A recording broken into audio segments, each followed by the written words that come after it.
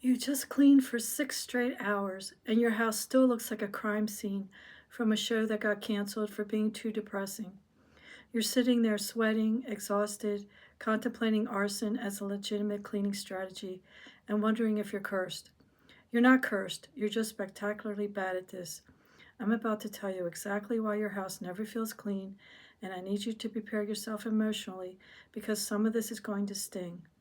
Number one, you have clutter everywhere and you're calling it decor. Your coffee table looks like a Barnes& and Noble exploded on it. You have 17 candles you've never lit, 4 remote controls for devices you don't even own anymore, a stack of magazines from when magazines were still relevant, and something that might be a coaster but could also be a small frisbee. You dust around all of this and then wonder why your house looks chaotic. Here's the thing about clutter. Your brain processes it as unfinished business. Every item sitting out is a tiny task your subconscious is tracking.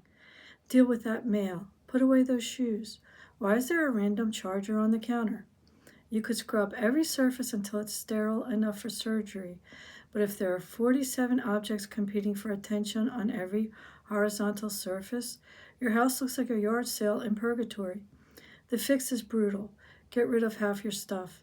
And I don't mean put it in a box in your closet where it continues to haunt you. I mean actually remove it from your life. Donate it, trash it, set it free.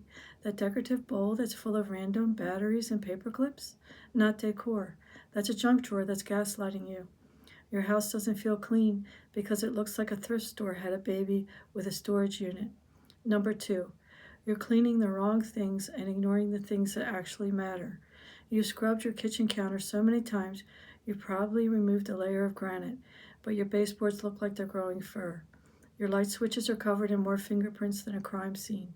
Your ceiling fan is one blade rotation away from causing a dust storm that'll be visible from space.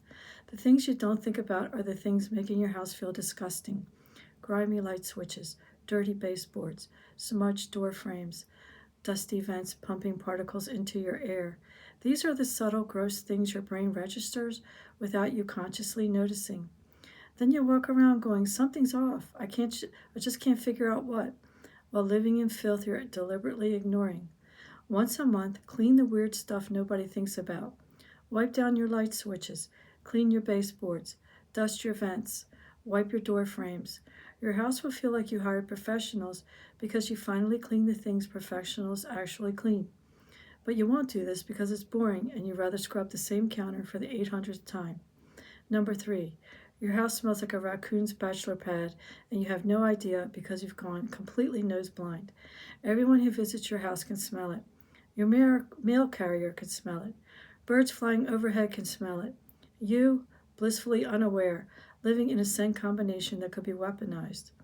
Your garbage disposal hasn't been cleaned since the Bush administration and smells like something died in there, came back to life, and died again. Your washing machine has mildew. Your carpets have absorbed every smell that's ever happened in your house and are now releasing them in a medley of horror.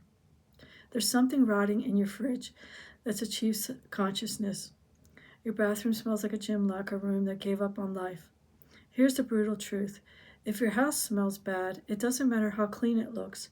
Your brain associates smell with cleanliness more than visual clues. You could have the most spotless house in the world, but if it smells like feet and sadness, it feels dirty. Clean your garbage disposal with ice and citrus. Run your washing machine on a cleaning cycle. Deep clean your carpets or sprinkle baking soda on them and vacuum. Find whatever's rotting in your fridge before it develops language skills. Open your windows. Air out your house. Stop living in a sealed tomb, breathing the same stale air you've been recycling since last Tuesday. Fresh air is free, and it makes everything instantly feel cleaner. But you keep your house hermetically sealed like you're storing fine wine instead of just living somewhere. Number four, you're not actually removing dirt. You're just moving it around like you're playing the world's most depressing shell game.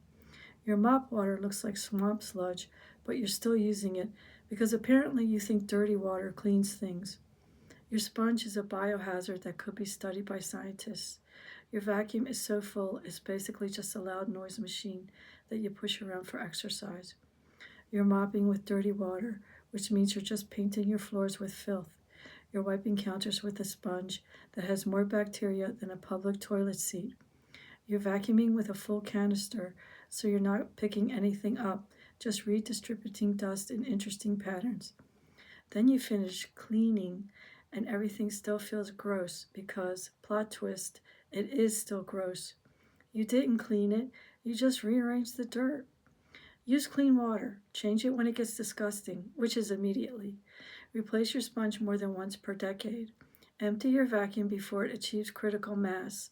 Actually remove dirt instead of just giving it a tour of your house.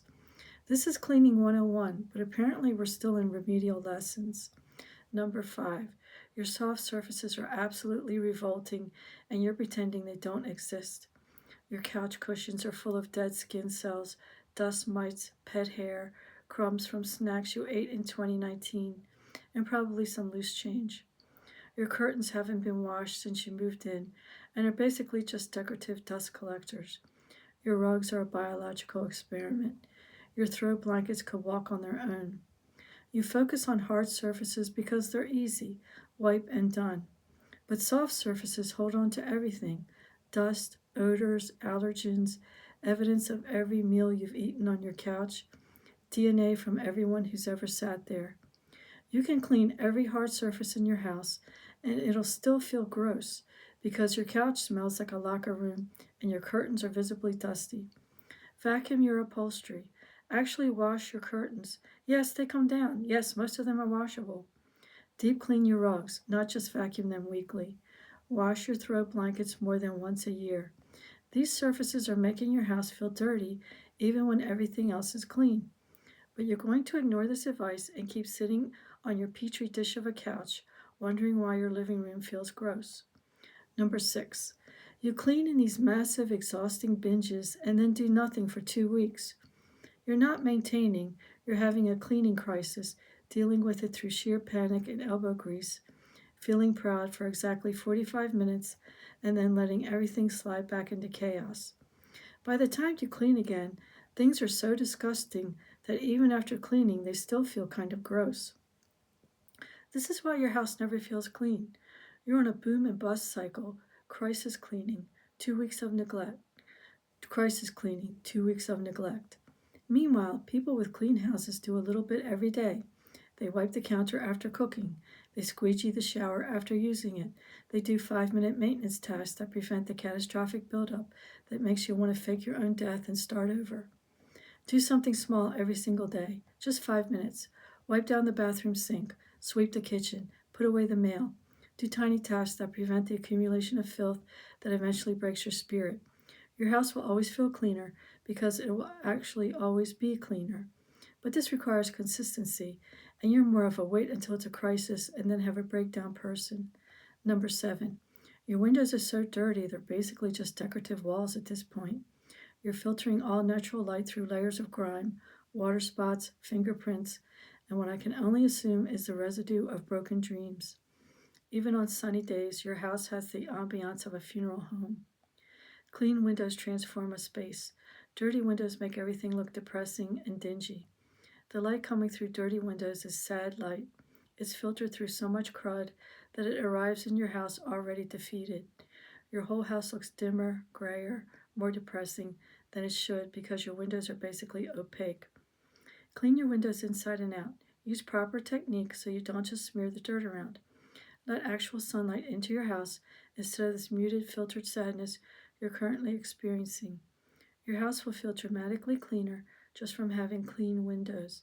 But you won't do it because window cleaning is universally despised, so enjoy your dungeon. Number 8, you have too many horizontal surfaces and they're all collecting junk like it's their job. Every flat surface in your house is a landing pad for stuff. Your dining room table is a mail sorting facility. Your dresser is a monument to items that have no home. Your nightstand looks like a garage sale. Kitchen counter, appliance graveyard mixed with random objects. The more surfaces you have, the more places things can accumulate. And every surface with stuff on it makes your house look messy, even if it's technically clean under all that junk. You're creating infinite landing zones for clutter and then wondering why your house never looks tidy. Clear your surfaces. Every horizontal space should have maximum 3 intentional items on it. Everything else needs an actual home that is not on top of other things. Your dining room table should be clear. Your counters should be clear. Your dresser should not look like you're running a flea market. But you love your clutter, so you'll keep living like this and wondering why your house feels chaotic. Number 9, your cleaning tools are disgusting and you're using them anyway, like some kind of masochist. Your toilet brush lives in a holder full of toilet water.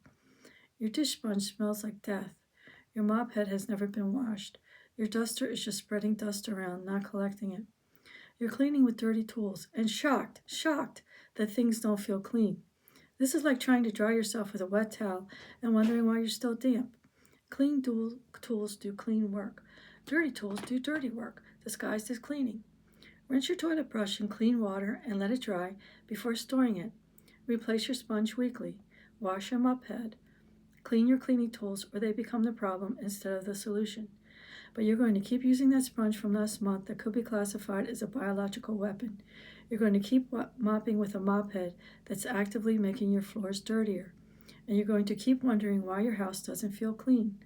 The call is coming from inside the house. The problem is your tools. Number 10, you have unrealistic expectations based on Instagram influencers who definitely have cleaning services. You think your house should look like a magazine spread 24/7, but actually humans live in your house. You cook there, you exist there, there will be some signs of life, and that's normal. But you've convinced yourself that anything less than sterile perfection is a failure. A clean house that real people live in has some dishes in the sink sometimes, some mail on the counter, shoes by the door, a jacket on a chair, signs that humans occupy the space. That's not dirty, that's life. But you're comparing your everyday reality to someone's curated, staged, heavily filtered photos and feeling inadequate. Your house is clean enough. Stop beating yourself up because it doesn't look like a furniture showroom. Furniture showrooms are showrooms because nobody lives in them. You live in your house. There will be evidence of living. That's fine. Clean to a reasonable standard. Maintain it regularly. And then live in your house without this crushing guilt. Here's the reality check you didn't ask for, but desperately need. Your house never feels clean because you're making multiple catastrophic errors simultaneously. Too much clutter, wrong priorities, mysterious smells you can't smell, dirty cleaning tools, neglected soft surfaces, no maintenance routine, filthy windows, too many surfaces covered in junk, and completely unrealistic standards. You're basically speedrunning every possible mistake. Fix even 3 of these things and your house will feel completely different. Or fix none of them and keep living in confusion, wondering why 6 hours of cleaning yields 0 satisfaction. Your choice. I've given you the map. Whether you use it or continue wandering in the wilderness is up to you. If this made you laugh, cry, because every single point personally attacked you, absolutely destroy that subscribe button. I make videos for people who are doing their best, but whose best is clearly not very good. Drop a comment telling me which of these 10 reasons is ruining your life right now. Is it the smell you can't smell? The clutter you call decor? The unrealistic expectations? I need to know which mistake is your signature move.